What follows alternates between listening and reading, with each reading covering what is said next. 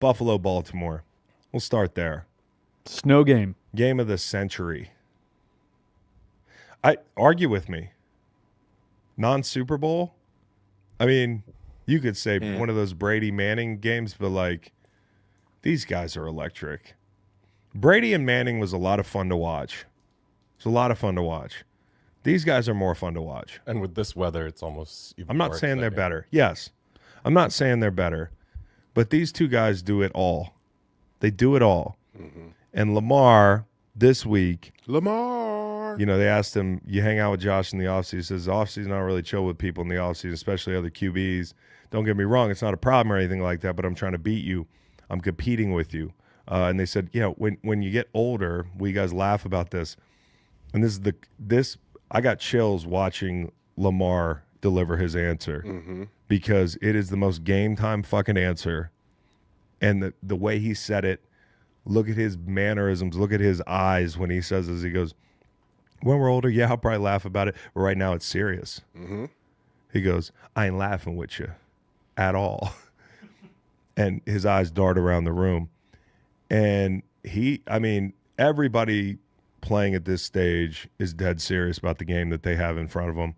But with Lamar, I think he's so fucking tired of the narratives, whether it's, hey, in the postseason he can't win, or growing up hearing he's not a passer, to last year hearing, hey, run more. I think he's just tired of it all. And you know what? The people that say he hasn't gotten it done in the postseason will be right. He hasn't. But he's got a big opportunity this weekend to cement another MVP. Because if you win the MVP and you lose this game, I'm pretty sure he's not happy. This is the game for the MVP in people's hearts and minds, right? Mm-hmm. He can win the MVP, but this game is what matters to him. And I just think it's going to be an incredible game. It's going to be cold as hell. We looked this up. 4 games at or below 32 degrees for Lamar. Ran the numbers, 123 dropbacks, 8 touchdowns, 0 interceptions, 111.2 rating. This is the team to beat. Baltimore is the team to beat. Now, if we're going to do, and people are going to complain during these breakdowns that we're going to make it a little bit more one-sided with some of the information. I think sometimes what we're doing is, what I want this weekend is 4 great games. So if we're a little heavy on the dog per se, it's because I'm trying to give the dog a path to win these games. And I would say all those games like a pick 'em, that's swung to Baltimore, I think -1.5 or something like that. I think most people would say the better team right now is the Baltimore Ravens. And if Josh wants to make a case that he is truly the most valuable quarterback in the league, it's winning this game. And I saw some statistic about him not having any All-Pros on his team. It's like the first time that a guy, if he won MVP, would win MVP with no All-Pro teammates since Drew Brees in the aughts. So that says everything you need to know. Baltimore is a better team, but it's all about the matchup. It's all about finding the right matchups, and it's all about, number one for Buffalo is going to be, if you can get 12 hats to the ball, get 12 hats to the ball on Derrick Henry. I know there's only 11 people on the field, but I don't care who's there. Like, equipment managers, fucking people on the staff, like, everybody's got to be. And have studs, cleats, everything, different turf shoes.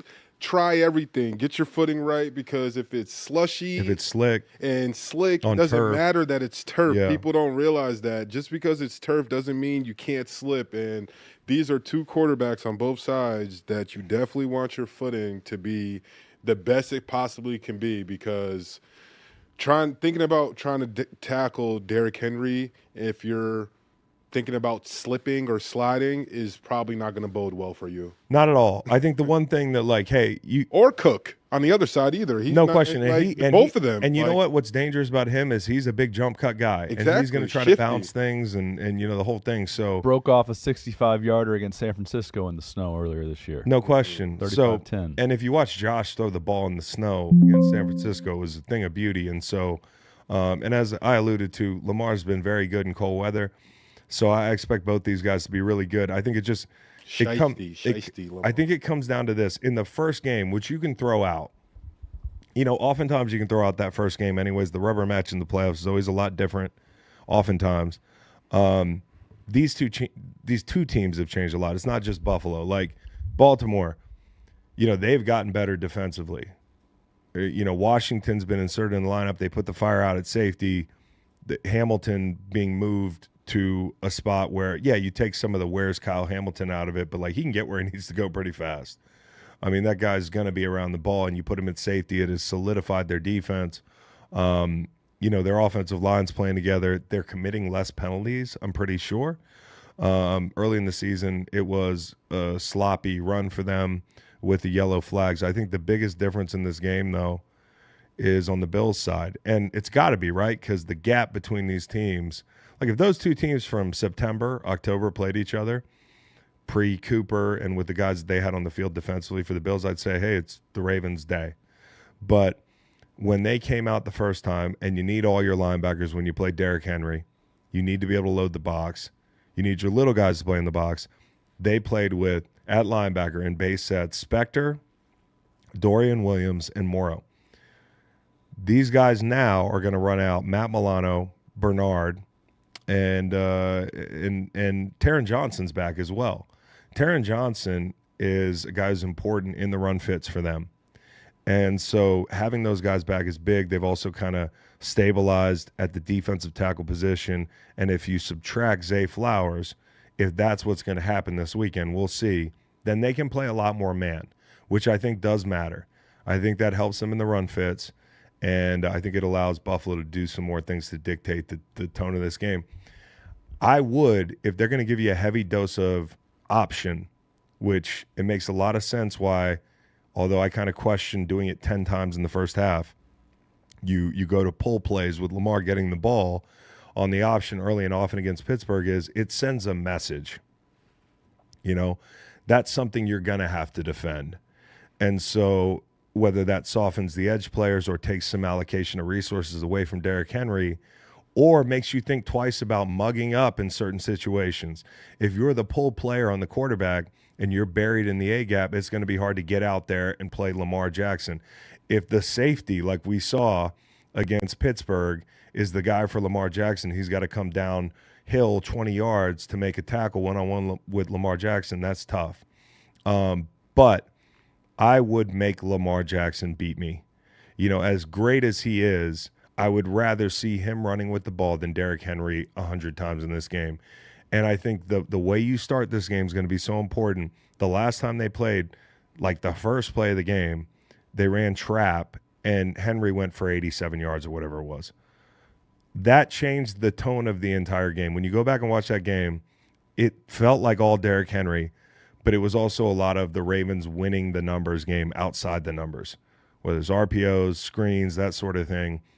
And knowing that you're allocating all these resources inside it softens you up outside. And for me, that's going to be the cat and mouse game. And guys like Cam Lewis have to play big. They have to tackle. Taron Johnson has to tackle. Rasul Douglas has to tackle.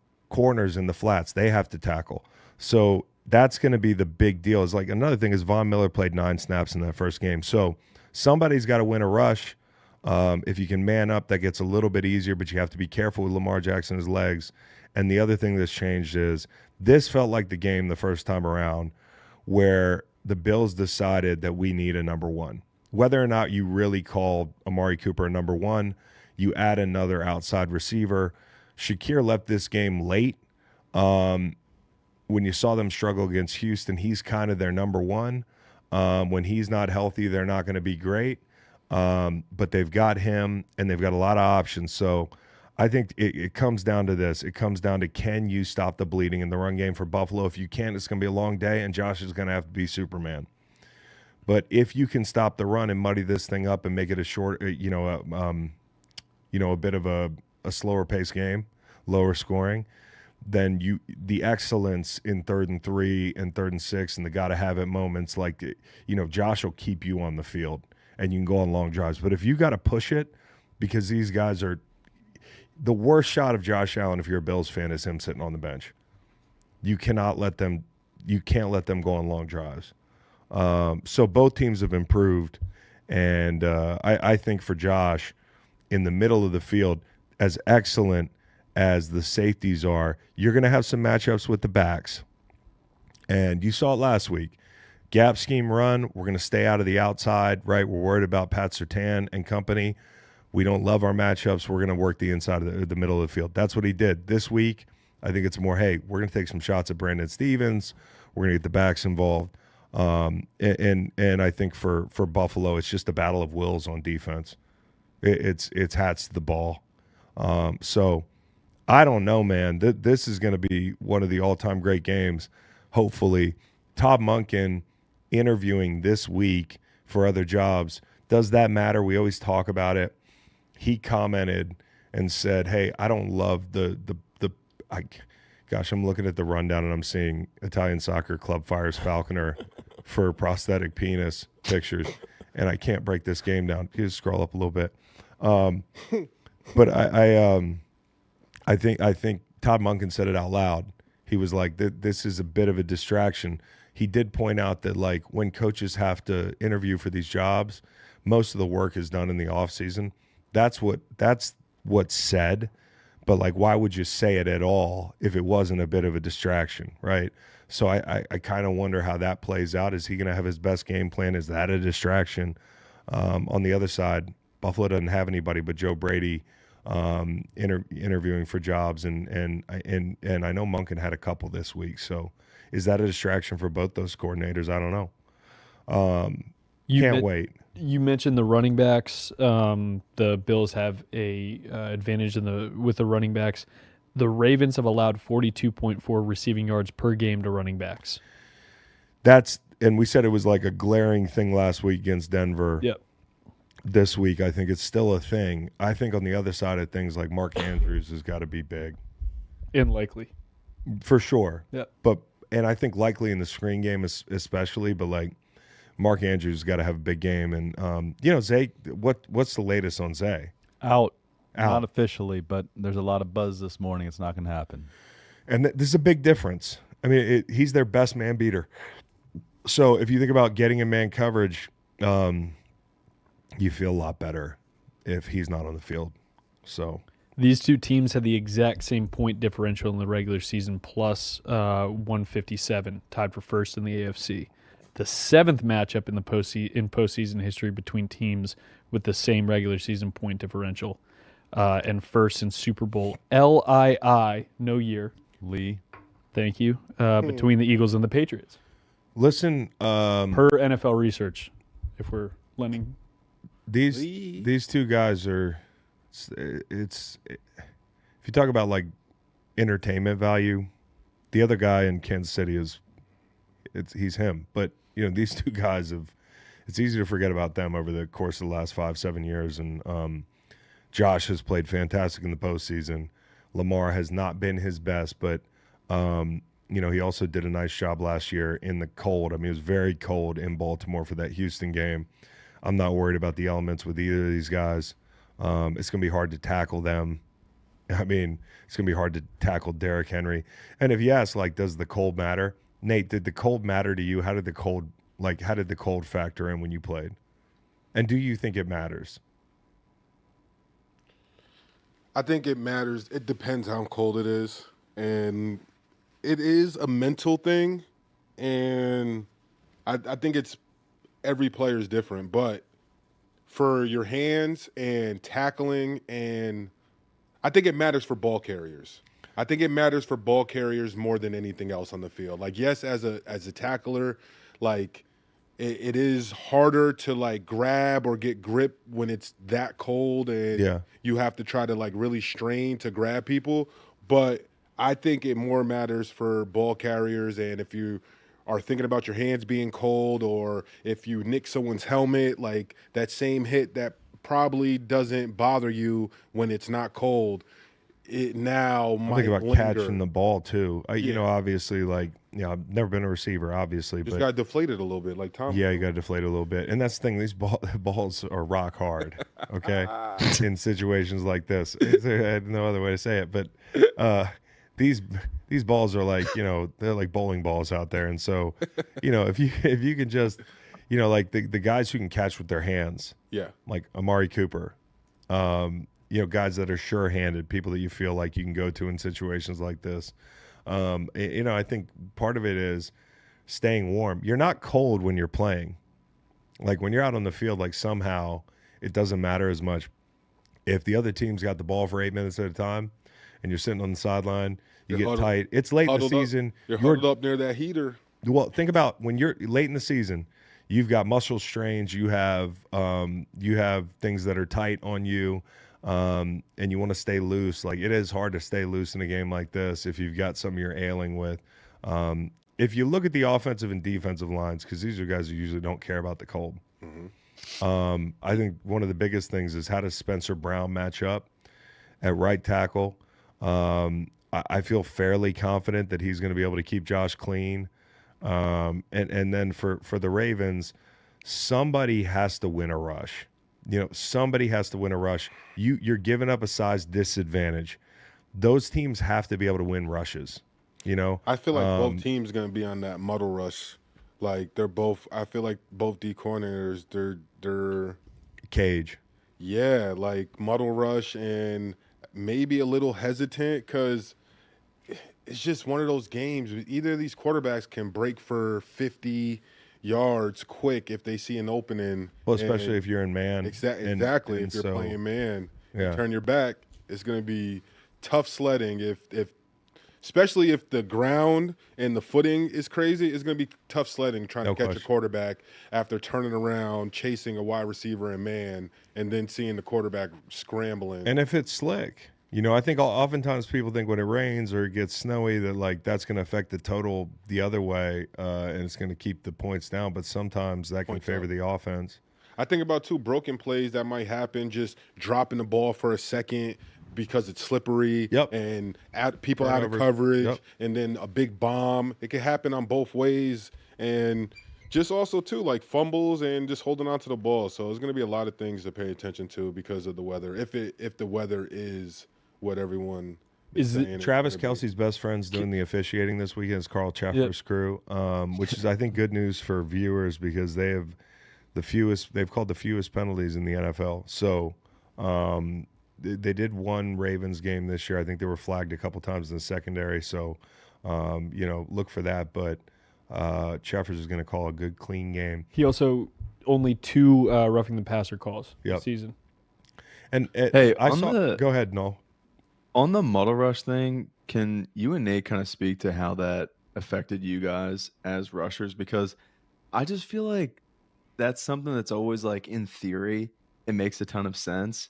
But then you see it play out in the game, and these guys are still like, even if you have them caged, they escape up the middle. I think it's antiquated. I feel like it just slows you down. I think also too, like everyone has to be on the same page with that. Like, and that's the biggest thing is just as a rusher, like you always have that little evil like voice in your head, like take this inside move. Always, when you're that little voice when you're not supposed to. And I think this is that game where if I'm an offensive tackle and you kind of know this guy, this DN wants to take an inside move, you kind of let him because you know your quarterback is smart enough to escape, and by him going inside can equate to 7 free yards, 12 free yards, or even if it's 3 free yards, it's one of those things that it's a positive play. I wouldn't muddle rush Lamar. I wouldn't. As bad as he can hurt you. Now, if you're in man and you know that people's backs are turned to you, you got to be careful. But if you're in zone and you know the situation, the thing that Lamar kills you with is like the more time he has to buy back there and the more he's able to drift, people get open. Yep. And he's a great passer of the football. I mean, you see it all the time when you get in the red zone and guys are rushing him half-assed because it's the red zone. Don't run by the quarterback. Don't take an inside move, that sort of thing. He's got all day. And the one thing he's going to do for sure is beat you if he's got 7 seconds. Yeah. And so I think sometimes it's about rushing smart. It's about rushing coordinated. You talk about like rushing Patrick Mahomes, which is going to be a theme of the Houston game in a second. Like you have to know every quarterback moves differently back there. We always talk about Mahomes, like how his drop target is unpredictable. So you might go into a game with Patrick Mahomes and a bad D-line coach might tell you, hey, rush down the middle of your tackle. Mm-hmm. But all that's going to do is give him a shorter edge to be able to drift back to 12 and 13. And all of a sudden you're down the middle of the tackle and you become a 3 technique with no edge. Mm-hmm. You see what I'm saying? Yep. And I think little things like who's the balance up guy. But also Somebody's got too, to be maybe, willing to do the dirty work, get balanced up over the nose, and then everybody else can rush. yeah, like a muddle rush with maybe like a spy or something like that, or like some type of blitzer or insert. Like maybe that might be able to work against someone like Lamar. But it's one of those things too. You just have to make your tackle when Yes. you get your shot. Like if you get a shot, you have to by any means get him on the ground without it being a penalty, so it counts. And I think that at the end for both of these quarterbacks too is the hardest about all of this is just Yep. the fact that it's one thing to get there, but when I get there, Don't jump. Exactly. Don't Can I don't get leave him your down? feet. Run through him, Mm-hmm. you know, which is something we'd always say, but it's really hard to do once you get back there and you feel like there he is. Especially quarterbacks like that, like you see it all the time, like the horse collar or maybe like grabbing the face mask first. It's just that like it's so hard to get sacks on these type of quarterbacks that you're just trying to grab and hold on to anything, and that now for D linemen or defensive players can turn into a penalty. And there's nothing worse than getting a sack on a quarterback like that and then end up being a penalty and not counting.